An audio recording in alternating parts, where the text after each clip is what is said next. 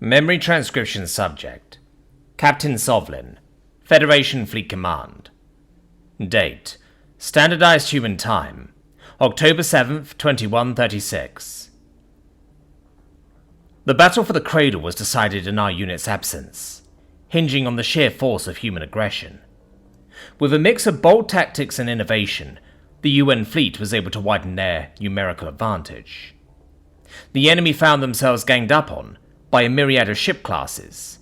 Every slight weakness was pinpointed and exploited. Hundreds of Arxur fell by their railguns and missiles, and the entire formation was pushed back within a few hours. Defensive walls were dismantled by brazen yet calculated charges.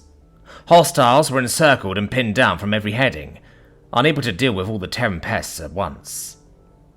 There were significant casualties on our side, but enough humans remained at the end of the dogfight. The Greys were reduced to isolated, scattered pockets. This was a feat, if achieved by any other species, that would cement itself in folklore. It was the greatest victory in centuries of Federation warfare. The Arxur vessels attempted to flee the system and regroup, but lighter Terran craft pursued them with relentless abandon. There was no mercy in a predator's hunt. There was only the kill. Even in victory, the humans wanted little more than to finish them off. They are wired differently. They stare into the darkness, yet they do not flinch. The remnants of the cradle were now beneath the humans' watchful eye. The omnivores had no intention of letting the Arxur back within orbital proximity. Thus, the UN fleet lingered as a protective barrier against any secondary attack. They began transmitting messages to the battered surface and organizing landing parties. As for the captured cattle ship, they could offer plentiful intel. Technological access could allow humans to reverse engineer the enemy's weapons and armor, or develop countermeasures. The Godjid victims and Arxur prisoners were brought aboard UN ships, wherever there was room. A large chunk were deposited back on the UNS Rocinante, the warship that started it all. Captain Monaghan was seated at her desk when Carlos brought me to our office. The human officer was impassive and confident. It was no wonder her subordinates believed in her orders. She had no shortage of conviction or mental fortitude. Her capability under battle circumstances was undeniable. Ma'am. I bowed my head in a respectful gesture, and the Predator waved to a chair. Thank you for allowing me to spectate your interrogation. I can't wait to see the bastards squirm. She folded her fingers together and studied me with piercing blue eyes. My motives are entirely selfish, Sovlin. You could supplement any intel regarding the Federation and brainstorm pertinent questions. It doesn't matter. I wanted to get my paws on a Grey for a long time. And that's why we're watching from afar. It's personal for you. The human crossed her arms and eyed my lengthy claws with concern. Private Romero vouched that you can keep a level head, that you won't interfere or question our methods. Don't prove him wrong. I stared at my guard, using to take note of my confusion. We had conversed about my desire for their suffering mere hours ago. Whatever a human did to an Arxur, my lips were sealed. Did they really think I, of all people, would take pity on those creatures? There would be no moral argument from this Godjid. If the Terran military violated Earth's conventions on torture, I thought it was justified. Those parameters weren't designed for child-eating abominations. Listen, I know what your inclinations toward humans are, Carlos grunted. Our interrogators are trained to say whatever it takes to extract information from a subject. They might try to build rapport with that thing by talking like fellow hunters. Why? How can you even pretend to be like them? Monaghan rolled her eyes. We want to keep one talking. Torture isn't an effective methodology. Something about that matter-of-fact statement sent a chill down my spines. I think it was the implication that inefficiency was the main argument against torture, rather than the ethical rationale other humans offered. It sounded like her kind had dabbled in the art, after all. Enough times to reach a scientific consensus. We're doing whatever it takes to stop them, Carlos added with a throaty growl. I just want to know that you won't misinterpret things, that you'll understand if a human agrees with a vile statement on camera. They're concerned I might fall for any acting that's geared toward the Arxur. These predators don't want me to accuse them of hiding their true intentions again. I disagree with your methods, but I understand. I met his brown eyes, and suppressed the ripple of fear that ensued. It's your ship, your prisoners. You don't answer to a conscripted criminal. Captain Monaghan nodded. Very well, then I'll send the signal to begin. The human swiped at a holopad with nimble digits. The viewport on the far wall morphed to a different image, an overhead angle of the Arxur's cell. A sturdy chain clung to the reptilian's leg, and allowed it to wander just far enough to sit at a metal table. It reminded me of the furnishings of my prison cell, when Anton explained my legal rights. These savage predators shouldn't have legal rights. If I overheard a lawyer introduce themselves and talk about defense arguments, I was going to blow a gasket. The door swung open, and a dark-haired human in military pelts ambled up to the table. His strides were too casual for my liking, as he plopped himself in a chair with a bored expression. A clawless hand drifted to his chin, and his eyes leveled with those of the monster. Second-hand fear tugged at my heart, seeing the primate within lunging distance of the grey. The Arxur's imposing form was superior in every manner. His dagger-like teeth flashed with menace as it studied the visitor. I don't know how the Terran could keep such a nonchalant demeanor. Could he really bank his life on a chain's integrity? The reptilian prisoner unleashed a vicious snarl without warning. The roar reverberated into the microphones. It was a bloodthirsty chord that sent my instincts into overdrive.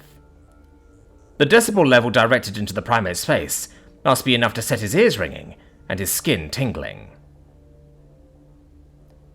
The human interrogator yawned. Is that all? Are you done? I thought you wanted to talk, Captain. A rattling noise came from the prisoner's chest, like two stones scraping against each other. The translator proclaimed it to be laughter. I didn't know how the human stayed fixed to his seat, let alone displaying a cue of boredom. His cadence was also unwavering. You are truly predators. I had to be certain, it barked. That would be enough to make the feckless prey folk piss themselves. They're little more than animals, you know. The Terran flashed his much flatter teeth. We know. The Godgets, they trampled each other the second our boots touched ground. Conquest is inefficient, but for your first prize, I presume, you wanted to be paws on. We interrupted your hunt and you did not appreciate us spoiling the fun. You saved us a lot of work, the way I see it. There is much to learn from your people, if you would honor us. I'm Ross. Captain Koth, what is it you wish to know? Thinking of the Arxur as self-aware individuals with names and ranks was too much. Ross's callous words stirred disgust in my chest as well. This predacious behavior was everything I imagined from his kind in my prior adventures. The human tilted his head to one side, and I glimpsed an object in his earlobe. Despite his sinister words, he was still waiting for a cue from Monaghan. Ask about first contact and the events leading up to it, the Terran captain ordered. Ross narrowed his eyes. Tell me about the first time you met the Federation. What did they say? Why did you decide to hunt them? We want the full picture of how this all started. I blinked with puzzlement. This was a waste of a question. The humans knew how the war started. The reason they hunted us was because the Greys were cruel and they relished suffering. There was nothing new to glean from the tale of betrayal, and certainly nothing that would serve Terran military interests. Before the Federation arrived, well, to understand why those dimwits contacted us, you must know of the Fourth World War, Koth hissed. You see, our regional powers always had competing interests. Does that concept register with you, or have I already lost you? The human scowled. Our nations still bicker to this day. Go on. I see. The Northwest Bloc was a loose union of related cultures, which formed as a counterbalance to the Morvim Charter. The Bloc sought the reclamation of ancestral greatness and built an army designed to subjugate middling states. You're saying the Bloc invaded its neighbors? Neutral ones? Yes, precisely. The war was a drawn-out, bloody affair, as wars tend to be. The Bloc brought scientists in for genetic research. They wanted to find a way to select the best soldiers, so their army could be the strongest. That leads us to Lasnell, or as he is known today, the Prophet.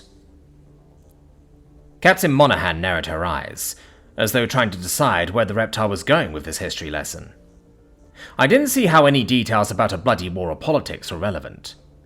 The Federation's succinct summation of a brutal culture that was bound to wipe itself out was enough. The humans didn't cut the creature off for some reason, and it was all I could do to listen to its grating tongue. A brilliant scientist indeed.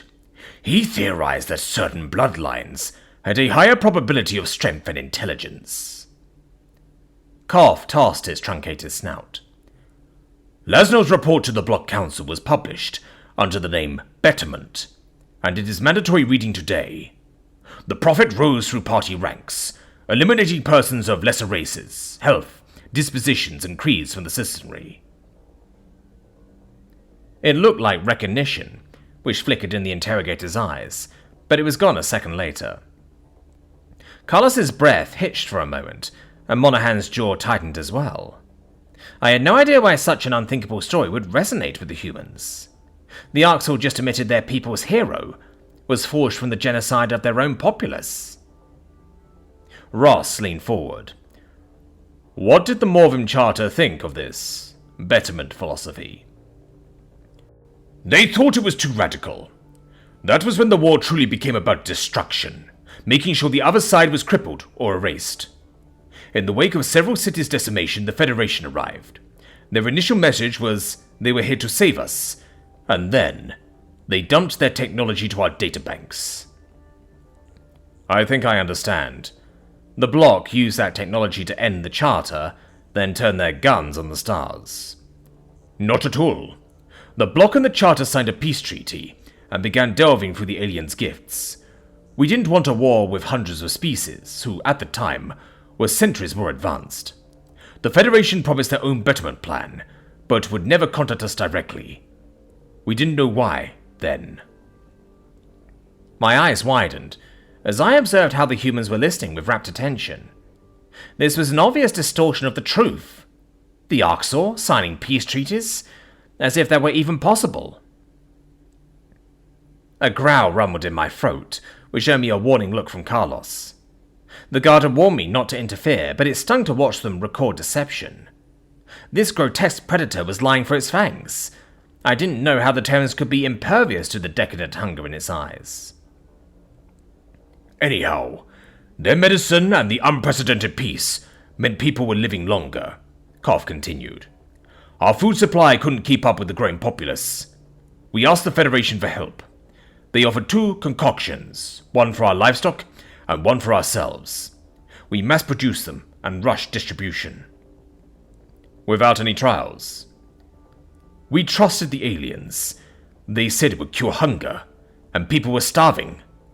Hundreds of thousands of volunteers took those Arxur doses, and the livestock one was sent to every major farm. Take a guess what happened next. I don't know. Tell me. The livestock began dying from a highly transmittable, lethal disease. As for the Arxur test subjects, they were infected with a microbe that made them allergic to meat. Here's a simple question, Ross. What happens to obligate carnivores when they can't consume meat? They starve.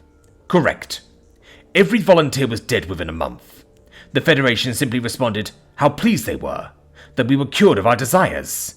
Their intent was to force us not to be predators, like it were a choice.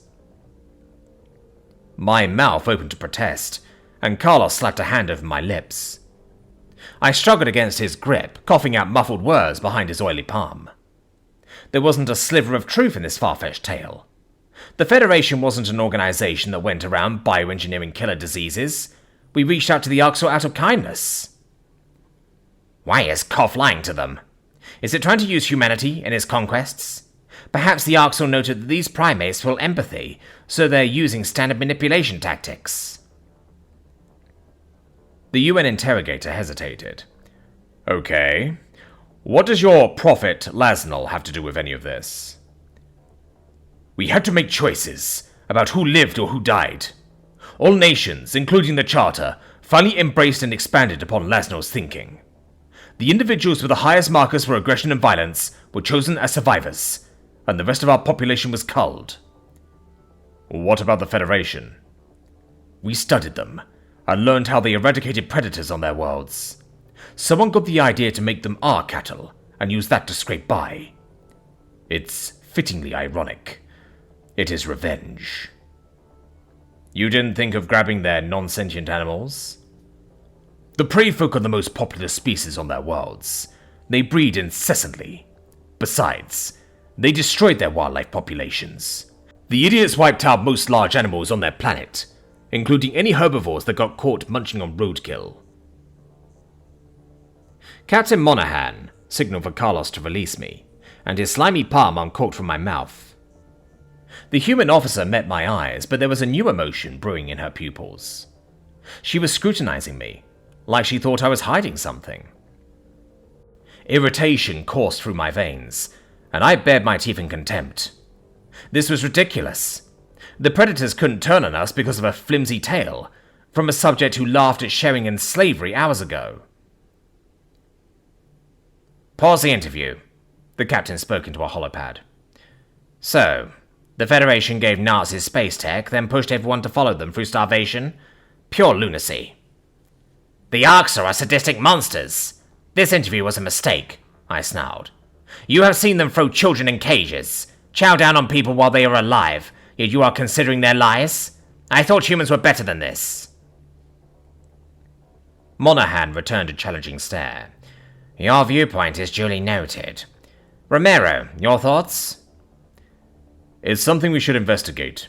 If it is true, the Federation erased it from their history books, Carlos replied. But I am certain Sovlin believes the public narrative, and so do the common people. Any deception on his part is unintentional. I gaped in disbelief. Deception? You speak like you believe that thing. Look, it doesn't change the atrocities they committed, buddy. Humanity just wants the truth, whatever that may be. We can't work with half the facts, he growled. Why is there no documentation of first contact? Unless you're hiding something, why shouldn't we look? Captain Monaghan nodded. Agreed. From the Federation's perspective, they could think they were blindsided. They see predation as some form of wicked corruption. I cast a sullen glance at the video screen. The pleasure of the fleet's victory was short-lived, as was any notion that these primates offered a reliable source of protection. My desire for friendship with the Terran Guard was gone. In its place was a blistering pain. After everything the Arxur had taken from me and my people, it felt like a personal betrayal for these humans to place blame on us.